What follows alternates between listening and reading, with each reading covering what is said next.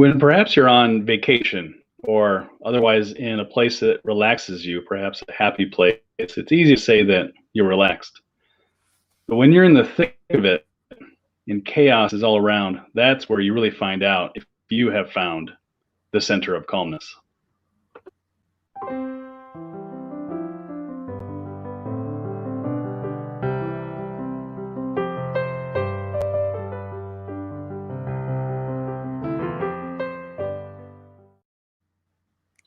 Good evening, everyone, and welcome to another episode of Center of Calmness, where we take people from stressed out to potentially more successful than ever before by finding their center of calmness.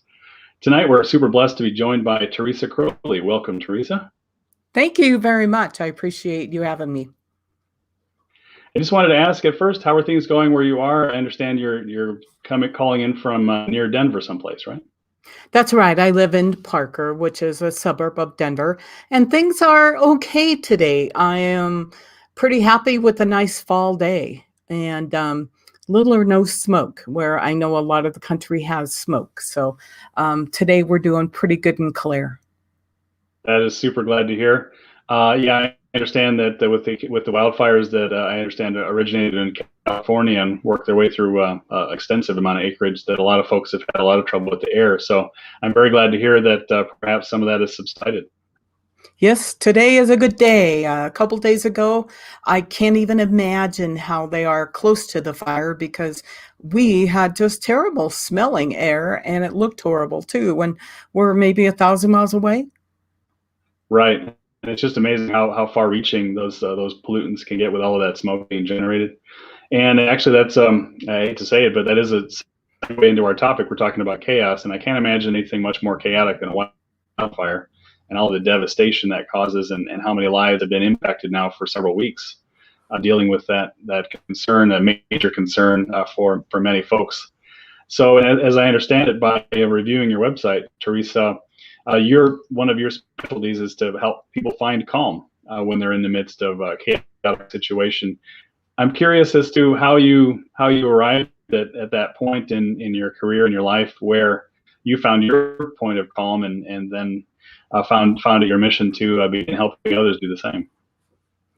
Well, I think I came about this when I was a nurse here in Denver and living with my sister, who was a nurse practitioner. And we would have our days and then go home and maybe get some dinner ready and go out on the patio, and then we'd rehash our day, or what I like to call verbal diarrhea, because, we would verbalize everything that had happened.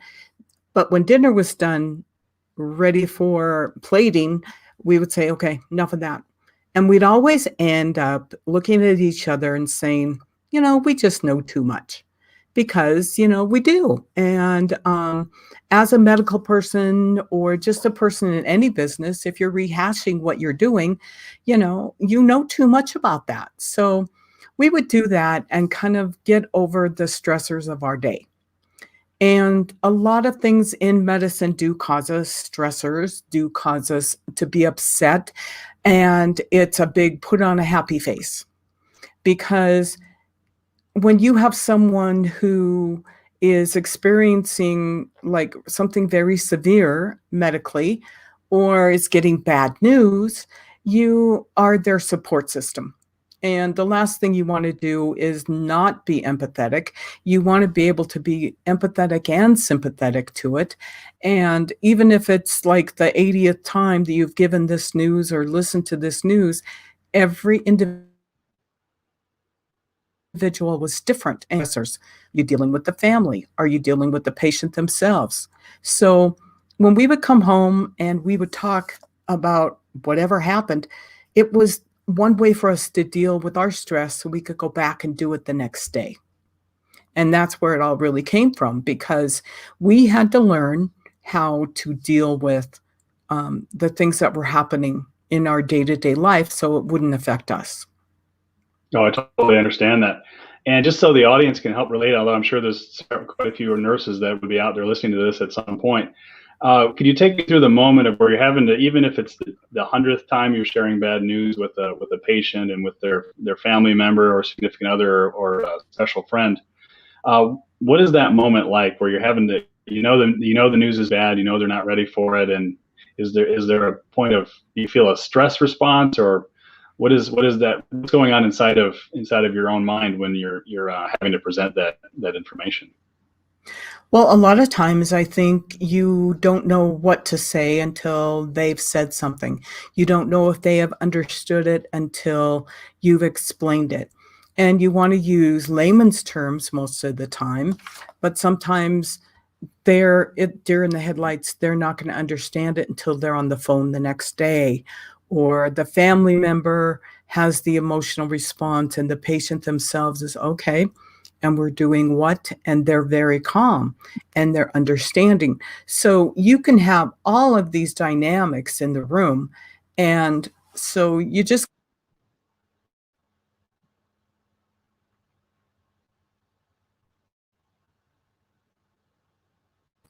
they need information.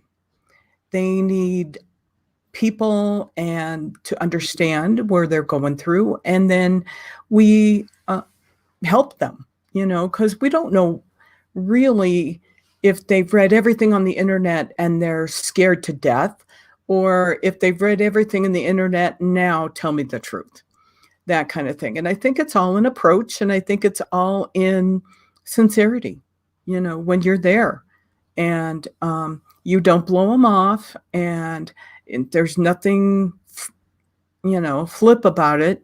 But sometimes you'd be surprised how many people kind of giggle it off or laugh it off, and it's all of nervous frustration. Oh, I totally understand. So yeah, whether they're laughing or crying, really, there's stress being communicated either way, and that sounds like such a delicate situation to manage, both for the patient and for whoever's with them, but also internally, right? As you prepare yourself to present that news, and then perhaps have to deal with the frustration of being misunderstood, or starting with the technical jargon and having to work your way down or re-explain something that you've already said 3 or 4 times. A lot of moving parts there. And a lot of times you are actually doing it maybe for the second time a day or the third time in a day. And so you have to make sure that as a provider, as a provider's assistant, that you are not internalizing this, that you have somewhere to go to calm some of the chaos that you may be feeling. Because as one patient may be taking it really well, the other one might be, hysterical. Or I've had some patients throw themselves on the floor and they're crying. And that does have an effect on you.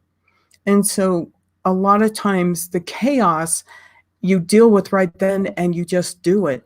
But then what is the ramifications later in the day? You're driving home. How are you feeling?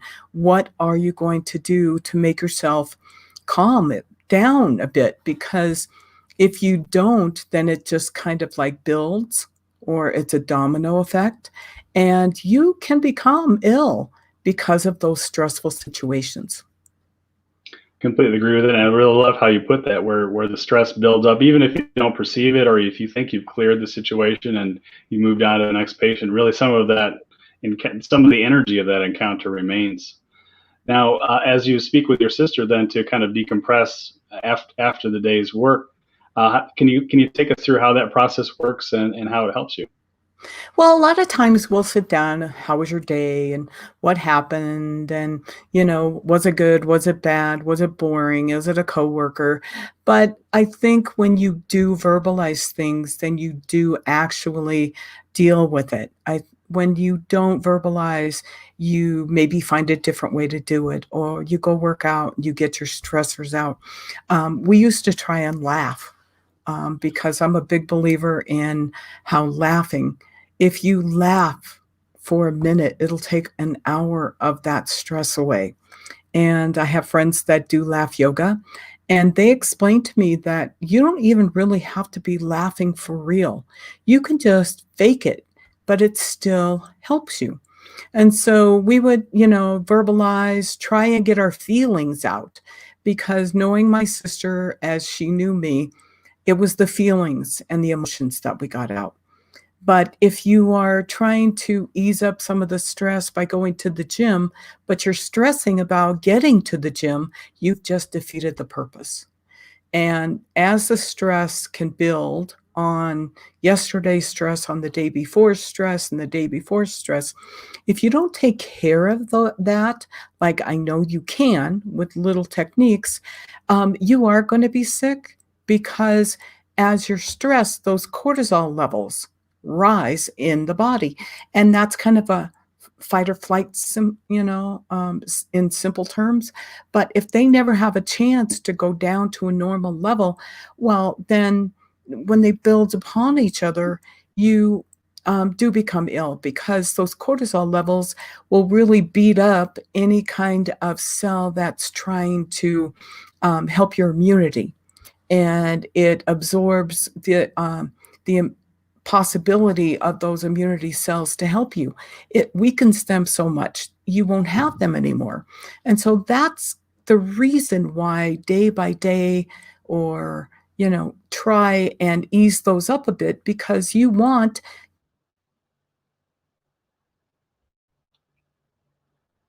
a time you've you know gone on vacation, and that's when you get sick. Well, guess what? You wore out during your work time all of those immunity cells. And so when you actually have a chance to rest, well, guess what? You don't have an immunity cell anymore. And so you've been attacked for so long, body finally gives up and says, okay, bring it on. And you do get sick, and different types of sickness, different types of um, things can happen to you. It's a chink in the armor, and just how big is that chink going to be? If you are susceptible to colds, maybe that's when you're getting your cold and flu. If you've been exposed to something, maybe that's when you come down with it.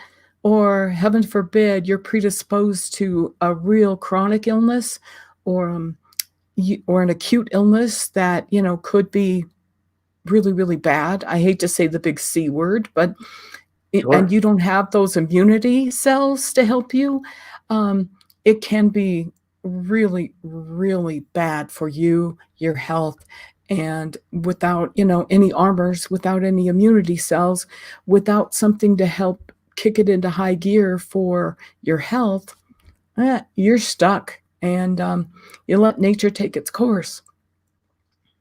I suppose so. And actually, in the scenario you're speaking of, where you're continuously amplifying stress and on vacation, in my mind, that vacation is actually a stress, right? Because you're changing your. Are you okay?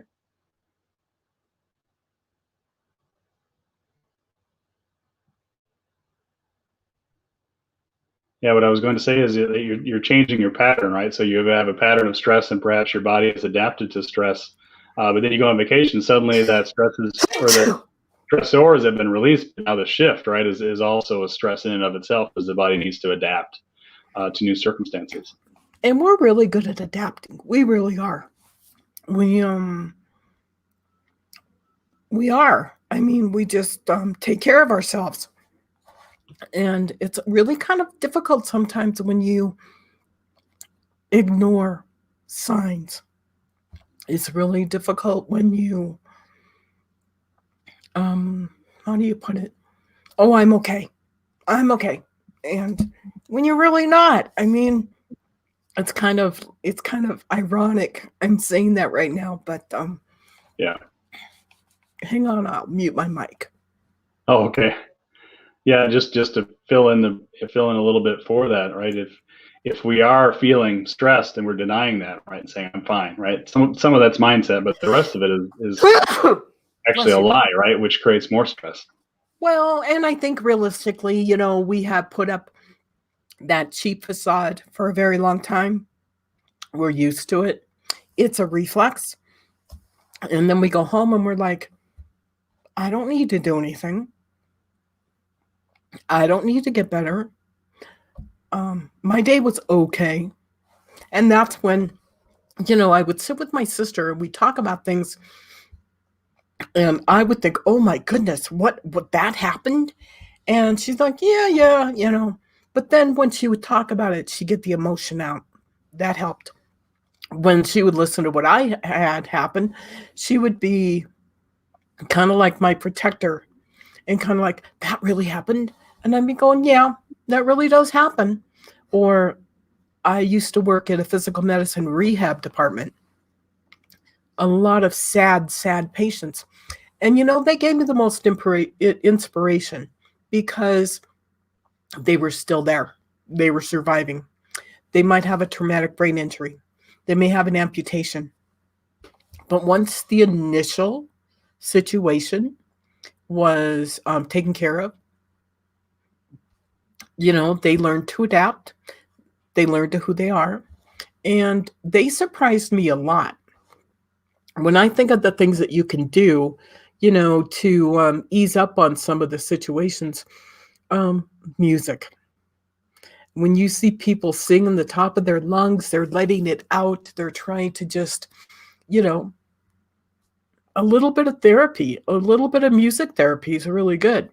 Now, it doesn't necessarily have to be classical music and we'll put our headphones in and, we'll go into this deep meditation or anything. Sometimes it's just rock and roll and a song that you graduated from high school in. Sometimes it is the classical that just calms the inner self. Hmm. Sometimes it's music that is in your meditation, but you're in a different place. And so it will take you to a point of the relaxation. We need to do those things. And as we do those in increments, like every day, at the end of your day, the beginning of your day, get yourself ready, get yourself prepared for a, how do I put this? For any situation. I mean, you might have a chink in your armor that you've got to patch up for the next day. But hey, if you patched it up, it's probably just as strong as all the rest. And when I say calming the chaos, we had a gentleman one time on the phone with me, and you'll hear this if you go to my website. And I was doing phone triage, and he was having a stroke. Now, he didn't know this. Put on the happy face, talk to him, find him help, get him to where he needs to be. The whole time, the hair on the back of my neck's going up. I'm nervous. I'm worried. And realistically, I took care of the situation, but who took care of me after that situation, after I just had the assault of all that stress? Right. Conversation with my sister, driving home singing at the top of my lungs because I love music. And, you know, those sorts of things made it possible for me to go back to work the next day and probably do the same thing. And when we do that,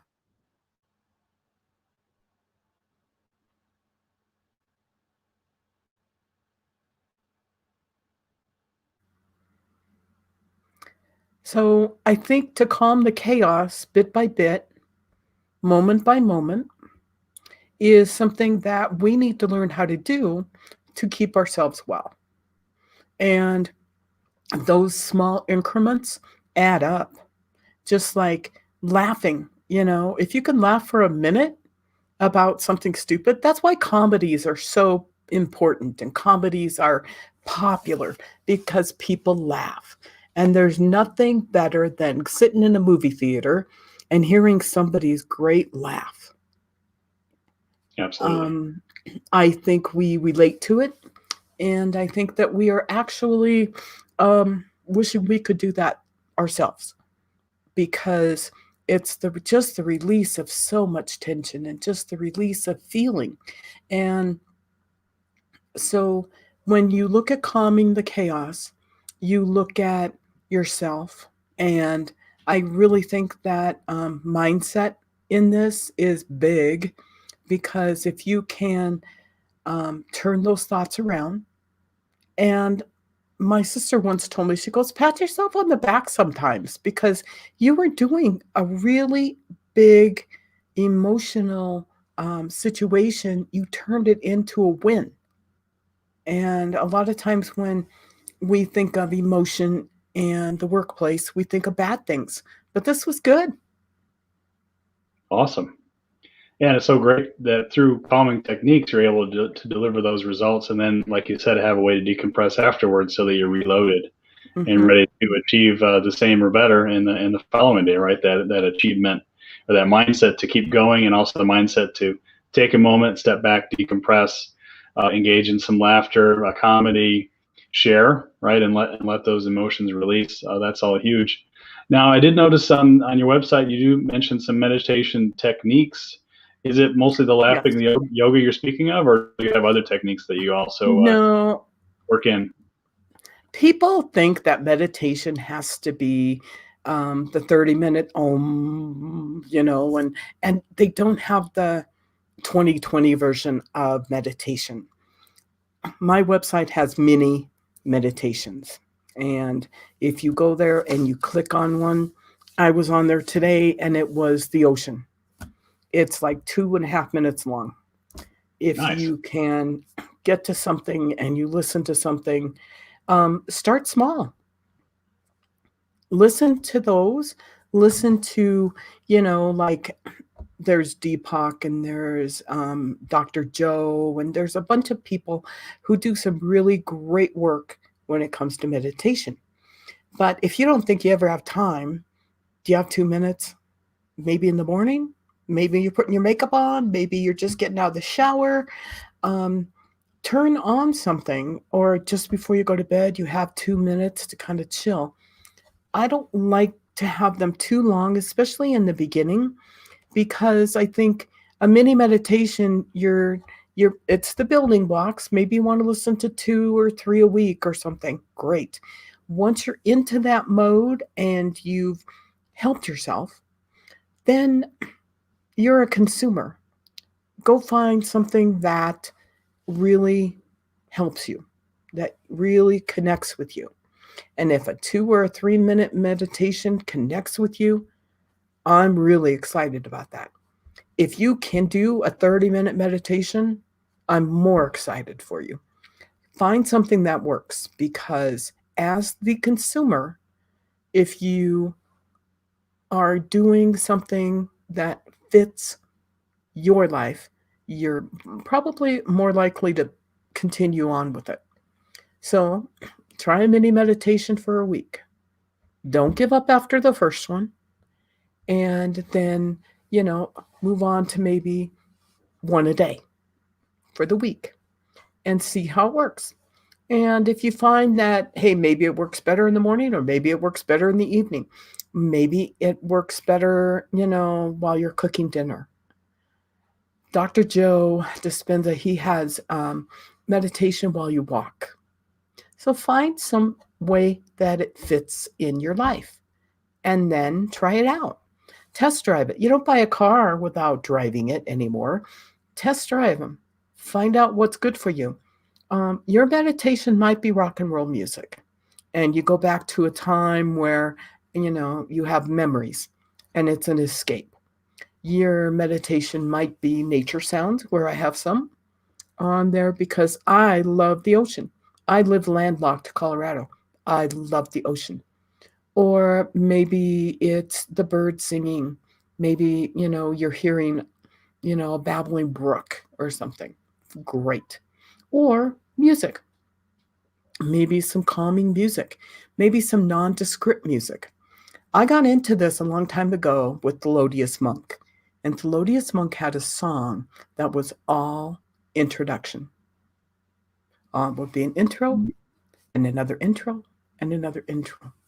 And I really, really liked it. And somebody said, oh, well, then you'd like meditation. And I go, oh, it goes, yeah, but it continues through, but very nondescript. A lot of Right. music that you have in meditation is nondescript. Right. It doesn't excite the senses as much as it just produces that consistent calmness to allow your mind to reach a state, right? Exactly. Yeah, that's cool. And so many practical options there. So I really appreciate that.